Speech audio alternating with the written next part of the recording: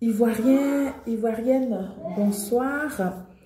Je vous salue tous. Je suis là pour, n'est-ce pas, vous faire une petite vidéo de rappel de mémoire. On va essayer de montrer aux peuples ivoiriens, aux Africains aussi, que aujourd'hui, ceux qui se disent opposants en Côte d'Ivoire, surtout Stéphane Kipré, c'est des gens qui ont des casseroles. Il faut que vous le sachiez, ce ne sont pas des personnes exemplaires, ce ne sont pas des gens que nous pouvons suivre. Ce que vous pouvez suivre, ce ne sont pas des gens crédibles, ce ne sont pas des gens à qui vous pouvez confier la Côte d'Ivoire. Et donc, quand je vous dis ça, ce n'est pas parce que j'ai une haine contre eux ou je les déteste, non. Mais c'est parce qu'ils ont fait leurs preuves. C'est de ça qu'il est question. C'est parce qu'ils ont fait leurs preuves et dans les preuves qu'ils ont, c'est-à-dire que dans la gestion de l'État, dans la gestion des biens de l'État, c'est des gens qui n'ont pas un très bon bilan. Et d'ailleurs, ils n'ont vraiment pas de bilan parce qu'ils n'ont rien apporté à la Côte d'Ivoire. Je vais vous montrer ici une vidéo dans laquelle le nom de Stéphane Kipré est cité pour coup d'État. Il est parmi ceux qui étaient prêts à déstabiliser la Côte d'Ivoire.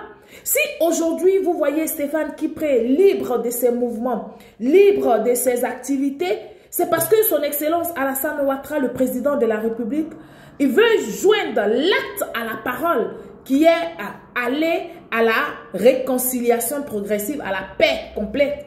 C'est pour ça que Stéphane Kipré, des gens comme Stéphane Kipré, qui ont été cités autrefois dans des coups d'État, dans des coups fourrés pour déstabiliser la Côte d'Ivoire, sont libres de leur mouvement et peuvent, n'est-ce pas, se permettre de faire des meetings partout. Mais ce que nous déplorons, nous, jeunesse de Côte d'Ivoire, qu'ils avaient utilisé autrefois, c'est la manipulation qu'ils veulent ramener dans la politique. C'est le mensonge qu'ils veulent ramener dans la politique. C'est la victimisation qu'ils veulent ramener dans la politique, alors qu'ils sont conscients qu'ils n'ont pas été victimes. N'est-ce pas?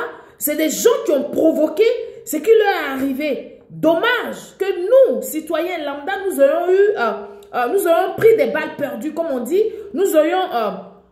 il y a eu des dégâts, n'est-ce pas, des dégâts collatéraux. Et donc, nous en avons payé les frais.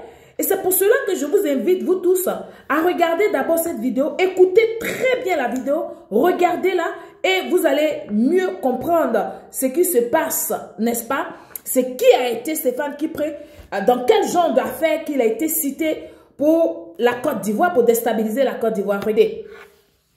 Ivoirienne, amis de la Côte d'Ivoire. Notre pays, la Côte d'Ivoire, jadis pays de paix, a basculé dans la violence à partir de la nuit du 18 au 19 septembre 2002 par le fait de certains de ses fils aidés des puissances étrangères. Cette attaque a eu pour conséquence l'instabilité politique par la mise en place de plusieurs gouvernements hétéroclites, la partition du pays en zones nord et sud, des massacres de population et destruction des biens ayant entraîné des déplacements massifs de nos compatriotes vers la zone sous contrôle des forces de défense et de sécurité. Le président Laurent Gbagbo a été déféré à la prison de La Haye alors que son pays, la Côte d'Ivoire, n'a pas ratifié le traité de Rome. Une justice de vainqueur est mise en place.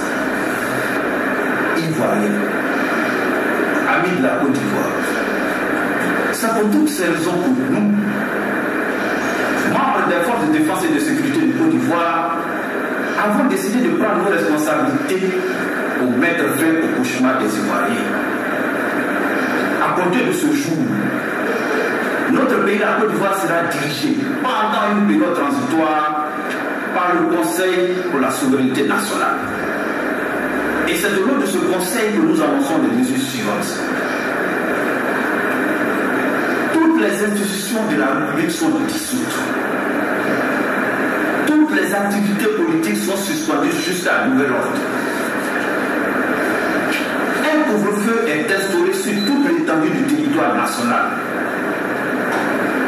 Les combats se poursuivront dans les zones où la sécurité du peuple de Côte d'Ivoire est menacée. Toutes les frontières terrestres, aériennes et maritimes sont fermées jusqu'à nouvel ordre. respectera pas ces mesures sera considéré comme un ennemi de la République et sera traité comme tel.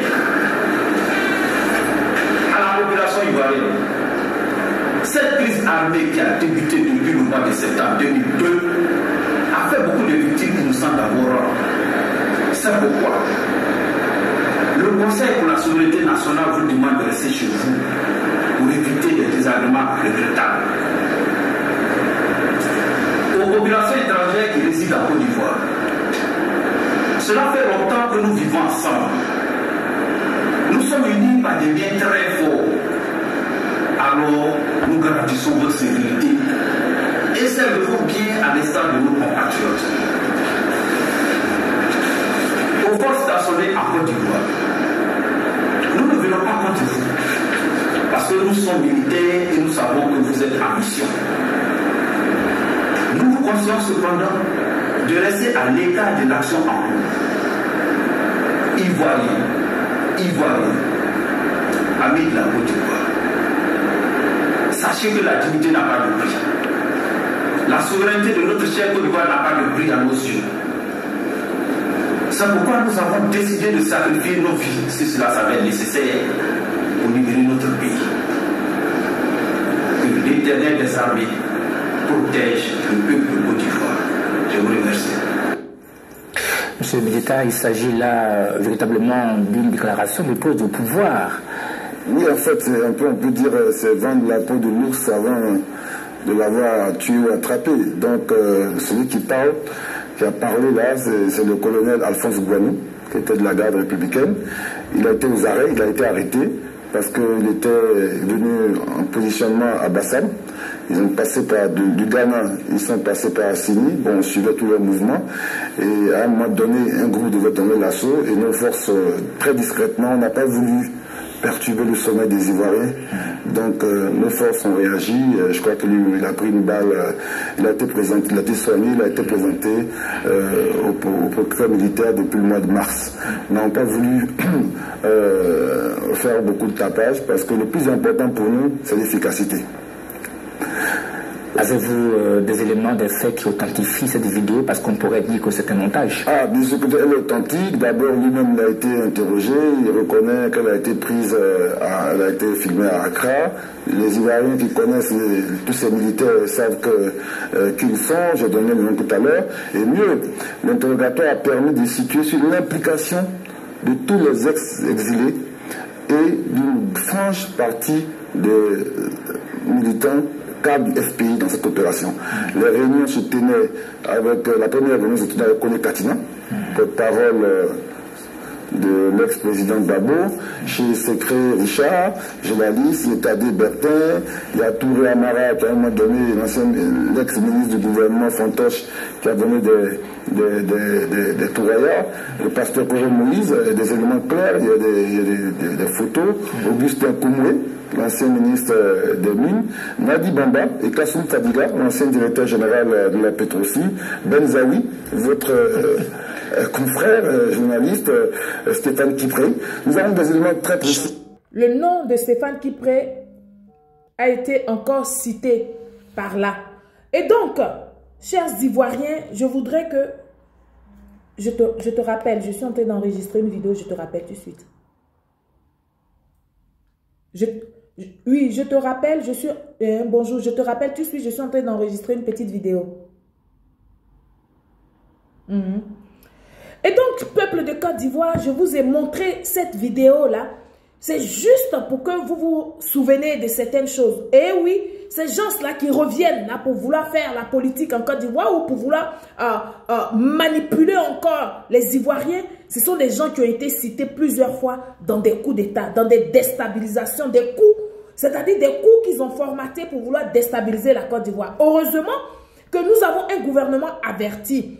Heureusement que nous avons le chef suprême de l'armée qui est son excellence Alassane Ouattara qui est informé de tout et qui a fait de son programme de gouvernement la sécurité des Ivoiriens. Et donc, il veille au grain.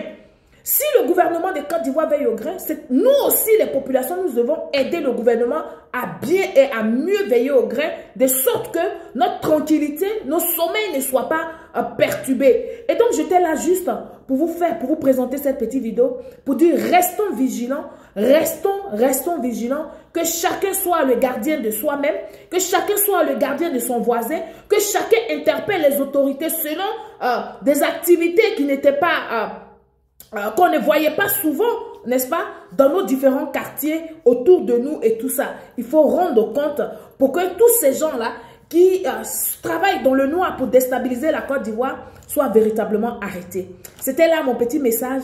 J'espère que vous allez partager massivement cette petite vidéo pour sensibiliser la masse, pour que la vidéo arrive dans les villages et dans les hameaux, pour prévenir nos parents parce qu'ils ont commencé déjà leur campagne.